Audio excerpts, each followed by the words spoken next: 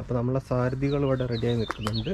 നമ്മൾ മുമ്പ് പറഞ്ഞ പോലെ ബ്രേക്ക് റെഡിയാക്കണം, കടിഞ്ഞാൻ റെഡിയാക്കണം, എങ്കിലേ പോകാൻ പറ്റുള്ളൂ. അപ്പോൾ നമ്മൾ തൽക്കാലം ഈ 26 ഇത് 29 ആണ് സൈക്കിള്. അപ്പോൾ 26 എടുക്കുകയാണ്. രണ്ടും സെയിം ബ്രാൻഡാണ്, സൂപ്പർ ബൈക്ക് എന്ന് പറയും. മഴയൊക്കെ പെയ്തുകൊണ്ട്